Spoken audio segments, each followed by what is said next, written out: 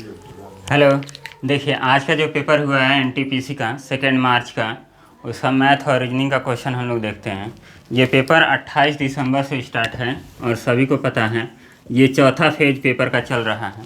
जितने भी क्वेश्चन पूछे जा रहे हैं सेम क्वेश्चन पूछे जा रहे हैं, केवल डाटा को चेंज किया जा रहा है। तो आप लोग 28 दिसंबर से और अभी तक के जितने क्वेश्चन लगा लेंगे तो आपको काफ़ी अच्छा बेनिफिट होगा और आप 55+ क्वेश्चन एनटीपीसी में कर पाएंगे। और जो ग्रुप डी है उसमें आप लोग 50+ क्वेश्चन कर पाएंगे। बिल्कुल बेसिक से समझना है, कोई ज़्यादा इसमें ट्रिक नहीं लगाना है। सारे क्वेश्चन जो आ रहे हैं सब आसान क्वेश्चन आ रहे हैं। जैसे प्रॉफिट एंड लॉस का क्वेश्चन हम लोग देखें तो प्रॉफिट एंड लॉस में बस आपको ये देना है, ये सीपी क्रय मूल्य होता है, कास्ट प्राइस। इसके बाद आता है एसपी, ये होता है सेलिंग प्राइस। और सेलिंग प्राइस ये किस में कन्वर्ट होता है, मार्क प्राइस में। तो ये ऐसे क्वेश्चन हैं। तो इसको देखिए, इसको और इसको जो कोरिलेट करता है, इसमें प्रॉफिट और लॉस होता है परसेंटेज, और एसपी मतलब विक्रय मूल्य और अंकित मूल्य में जो रिलेशन करता है वो क्या होता है, डी डिस्काउंट।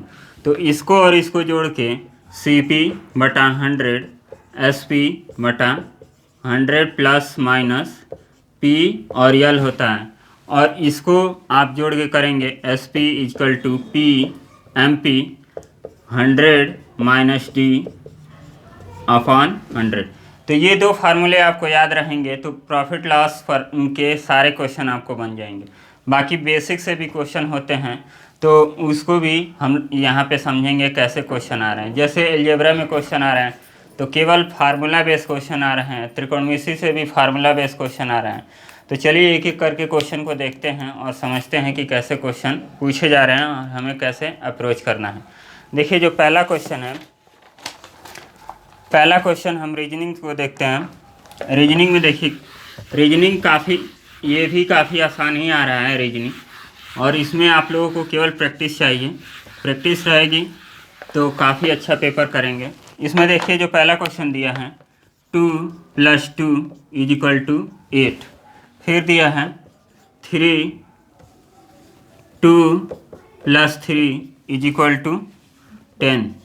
सीरीज से हर सेट में क्वेश्चन पूछे जा रहे हैं और सीरीज लगाने के लिए आप लोगों को प्रैक्टिस करनी पड़ेगी। और इसमें जब प्रैक्टिस रहेगी तो क्वेश्चन तुरंत बन जाता है। उसके बाद दे रहा है कि 3 + 5 का वैल्यू कितना होगा। इसमें देखिए कहा क्या गया है, 2 + 2 को जोड़ा जाता है तो 8 होता है। फिर 2 + 3 को जोड़ा जाता है तो 10 होता है। 3 + 4 को जोड़ा जाता है तो 21 होता है। ये एक लॉजिक से सेट किया गया है और इस लॉजिक से हमें क्वेश्चन करना है।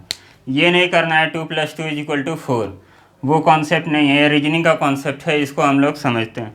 अब देखिए इसको क्या किया जा सकता है, इसको हम लोग ऐसे सॉल्व करेंगे।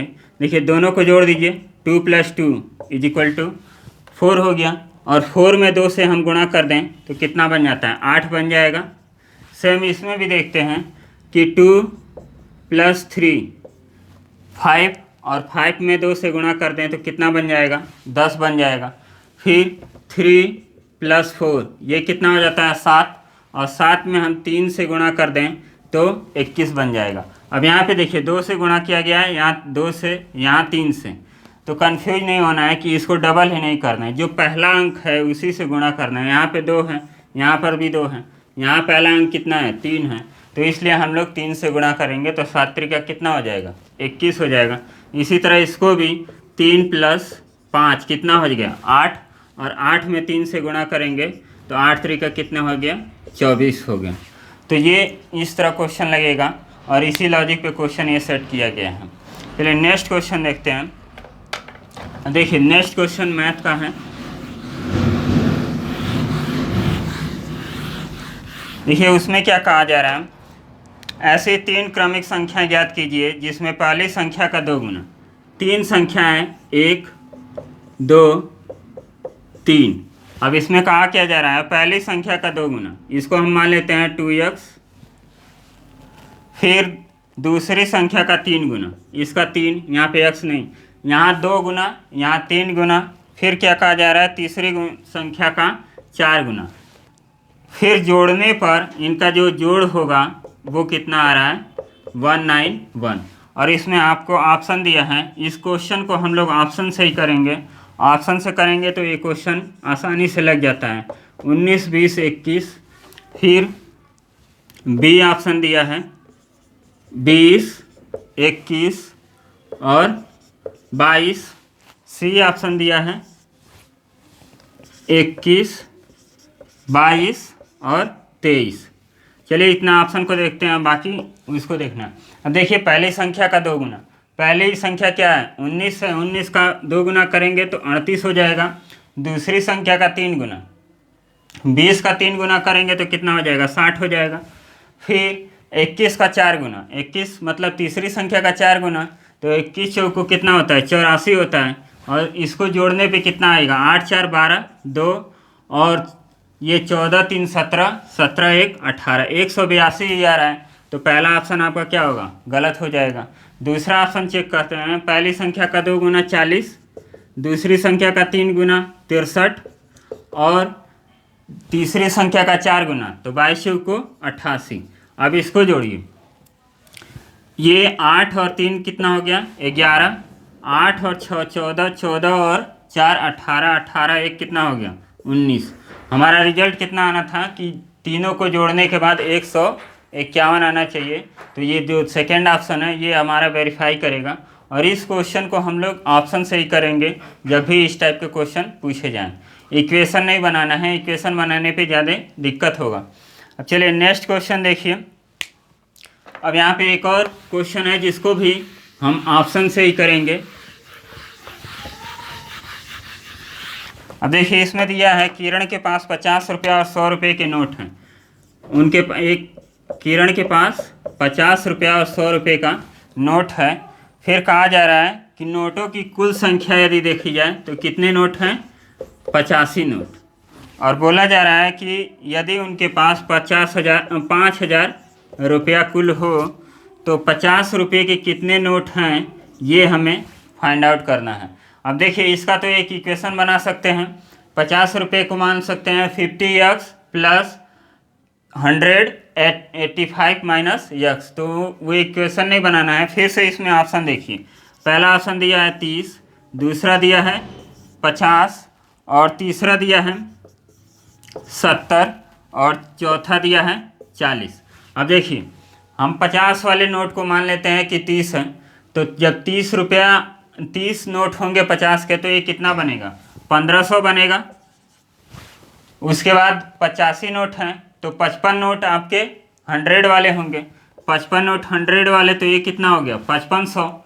अब देखिए यहाँ पे 5500 हो गया और उसके पास कुल अमाउंट कितना है 5000 है, तो इसका मतलब ये तो होगा नहीं। फिर नेक्स्ट देखते हैं, नेक्स्ट में क्या कहा जा रहा है। अब देखिए नेक्स्ट हम मान लेते हैं कि उसके पास 50 नोट हैं 50-50 के, तो ये कितने हो जाएंगे 2500 ये हो गए। उसके बाद 85 नोट हैं तो 85 का मतलब 35 नोट और होने चाहिए, और 35 नोट 100 के होंगे तो ये भी ज़्यादा हो जाएगा 5000 से। उसके बाद इसको देखिए, अब इसको काउंट करते हैं कि 70 नोट उसके पास 50 के हैं तो 70 का आधा कर देंगे तो 3500 ये हो जाएगा। और 70 और 15 नोट और चाहिए, तो 15 नोट कौन से हैं 100 के, तो ये कितना हो जाएगा 1500। इसका मतलब ये इसको जोड़ने पे कितना आ जा रहा है 5000। तो इस टाइप के क्वेश्चन को हम ऐसे वेरीफाई कर लेंगे कि ऑप्शन में कौन जस्टिफाई कर रहा है, उस ऑप्शन को हम टिक करेंगे और आगे बढ़ेंगे। इसको इक्वेशन नहीं बनाना है, इक्वेशन बनाने में ज़्यादा प्रॉब्लम हो जाएगी। उस तरह भी सॉल्व होगा लेकिन उसमें टाइम ज़्यादा लगेगा। चलिए नेक्स्ट क्वेश्चन देखिए। नेक्स्ट क्वेश्चन रीजनिंग का है। अब देखिए इस क्वेश्चन में क्या कहा जा रहा है, 8 स्टार दिया है 3 और इसको 4 डिनोट किया गया है। फिर बताया गया है 6 स्टार 5 और इसको डिनोट किया किससे किया जाएगा। अब देखिए इसमें क्या करना है, इसका पहले ऑप्शन लिख लेते हैं। ऑप्शन क्या है 6 5 4 और 0। रीजनिंग क्वेश्चन सॉल्व करते समय हमेशा ऑप्शन पे फोकस किया जाता है कि ऑप्शन में हमसे पूछा क्या जा रहा है और जो वैल्यू हम निकाल रहे हैं वो ऑप्शन में अवेलेबल है कि नहीं।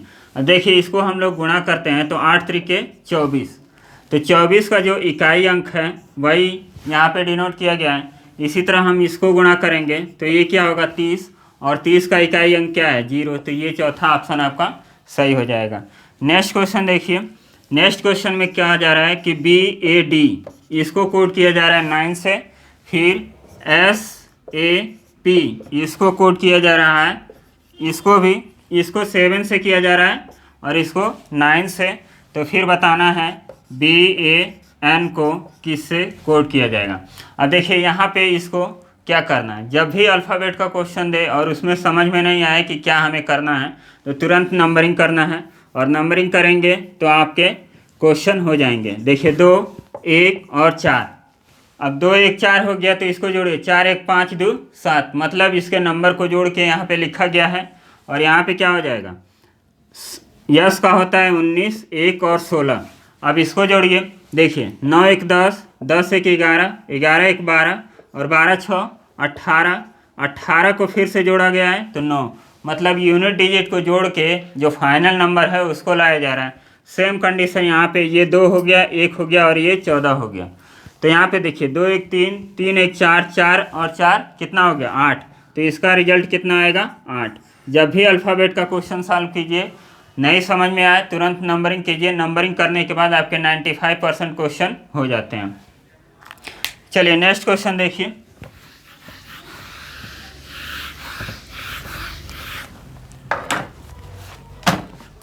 नेक्स्ट क्वेश्चन क्या कहा जा रहा है कि कोई संख्या है 2001 संख्या है, इसमें कौन सी संख्या जोड़ दी जाए कि ये पूरी संख्या 19 से डिविजिबल हो जाए। अब देखिए इस टाइप के क्वेश्चन को काफ़ी आसानी तरीके से लगा सकते हैं, आपको बस इसमें भाग देना है और जितना शेषफल आएगा उसमें इसको घटा देंगे और वही नंबर आपका क्या हो जाएगा, जुड़ जाएगा। जैसे 2000 में आप भाग देंगे 19 से, तो 19 एक बार में 1 हो गया, यहाँ पे 10, अब 10 19 से छोटा है तो यहाँ पे एक और जीरो उतारना पड़ेगा और इस जीरो को फिर यहाँ पे रखना पड़ेगा, फिर कितना हो गया 19 25 95, तो यहाँ पे 5 शेष आया और 5 को बस इसमें घटा दीजिए तो कितना आ गया 14, मतलब 2000 में यदि हम 14 और जोड़ दें तो ये नंबर क्या होगा 19 से डिवाइड हो जाएगा। न्यूनतम संख्या इसमें पूछा गया है कि 2000 में न्यूनतम कौन सी संख्या जोड़ी जाए, तो 19 से डिवाइड होगा तो इसमें न्यूनतम संख्या हो जाएगा आपका 14। फिर नेक्स्ट क्वेश्चन देखिए,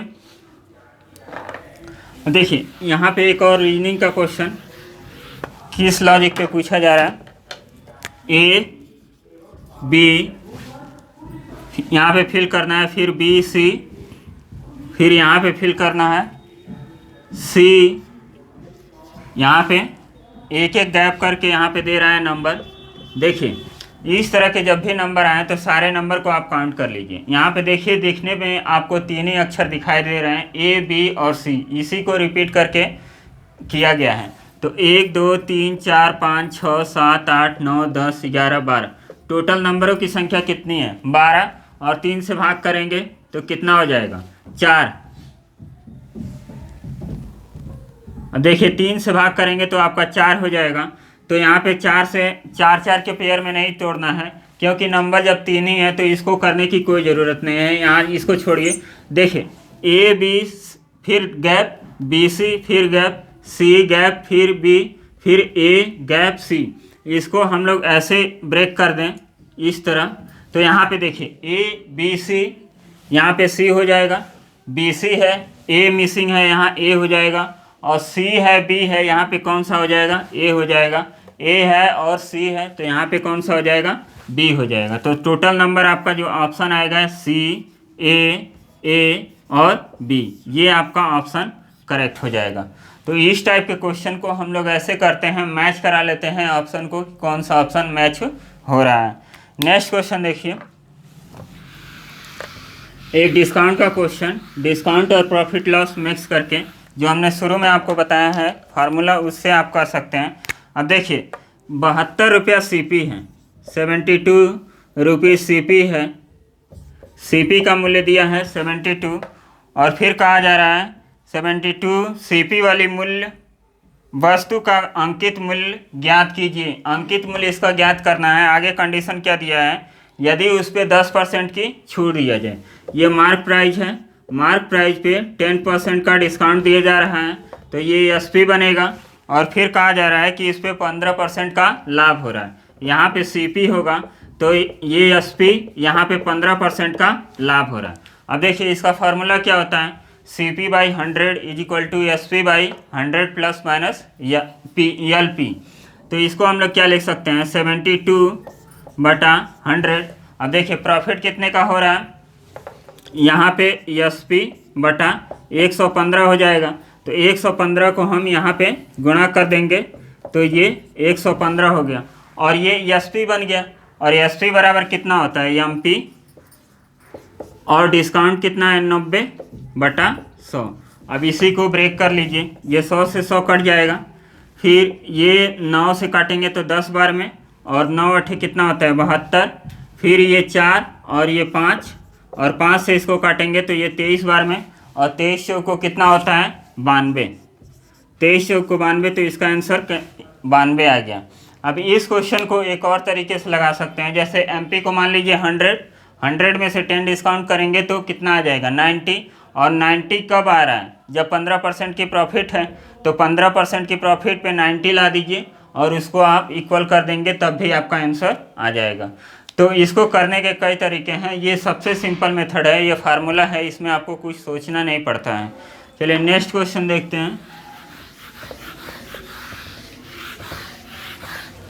देखिए नेक्स्ट क्वेश्चन है, एक आयत की लंबाई में 10% की वृद्धि की गई और चौड़ाई में 10% की कमी की गई।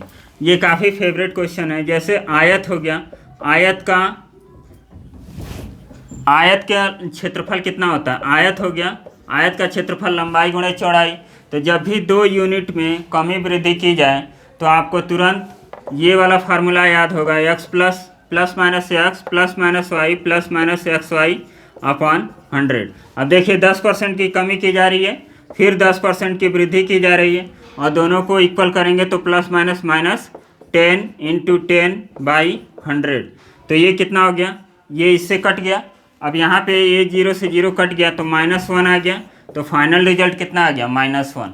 जब भी सेम यूनिट में कमी और वृद्धि हो तो इसको ट्रिक के रूप में आप लिख सकते हैं x² बाई 10, x² बाई 100।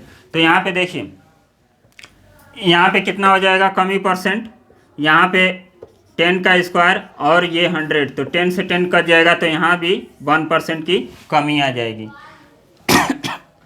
इसको लगाने का एक और तरीका है, देखिए इस तरह लगाएंगे।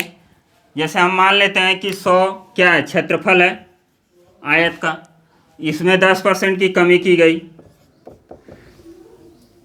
10% की वृद्धि की गई, तो फिर ये कितना बन जाएगा 110।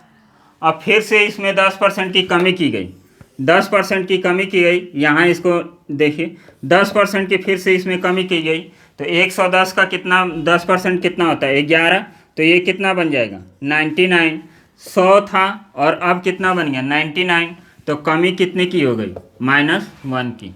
तो इसको लगाने के कई तरीके हैं, जो आपको समझ में आए उस तरह लगाइए, काफ़ी इजी क्वेश्चन है और इसमें टाइम नहीं देना होता है, तुरंत आप उसको माइनस करके लगा सकते हैं।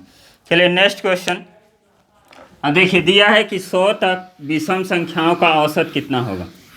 जब भी इस तरह का क्वेश्चन पूछे 100 तक 200 तक, तो आपको कुछ नहीं करना है, जितना दे उतने को आधे कर देंगे तो वही उसका औसत हो जाएगा। कैसे हो जाएगा, जैसे पहली संख्या 1 होगी विषम संख्या, और लास्ट वाली संख्या कौन सी होगी 99, इसके बाद 100 आता है, तो 100 तक पूछा गया है, तो इनको जोड़ दीजिए 99 + 1/2 इक्वल टू कितना हो जाता है 50। ये भी करने की ज़रूरत नहीं है। जब भी आपसे पूछे कि 300 तक विषम संख्याओं का योग कितना होगा, तो डायरेक्ट लिखिए 150, 300 का आधा, 100 तक कितना होगा, तो कितना हो जाएगा ये 50 हो जाएगा।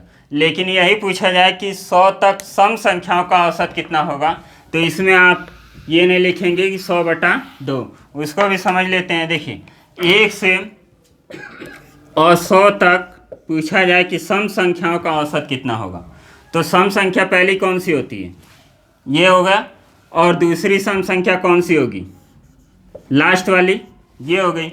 तो फर्स्ट संख्या ये और लास्ट संख्या ये, तो फर्स्ट और लास्ट का योग बटा 2, तो इसमें 2 जोड़ देंगे तो ये और 2 से भाग कर दिए तो ये कितना हो गया 102। 102 में 2 से भाग किए तो ये कितना आ गया 51। तो इसमें 51 आता है। विषम संख्या का हो तो उतना ही को आधा कर देंगे तो आपका रिजल्ट आ जाएगा, लेकिन जब सम संख्या है तो उसमें आधा करने पे रिजल्ट नहीं आता है, उसका फर्स्ट और लास्ट जोड़ेंगे तो इसमें 51 आएगा। जैसे 300 का पूछा जाए तो 300 + 2 तो ये कितना हो जाएगा 302, और 302 को आधा करेंगे तो 151 इसका औसत हो जाएगा। तो इस तरह क्वेश्चन को हम लोग करेंगे। नेक्स्ट इसमें क्या क्वेश्चन दिया गया है, अब देखिए एक एलिगेशन का क्वेश्चन है, मिश्रण का क्वेश्चन।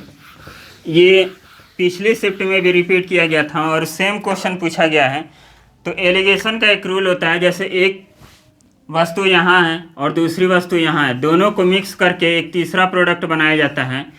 तो जब भी इस तरह का क्वेश्चन दिया जाता है तो यूनिट हमेशा सेम रखा जाता है।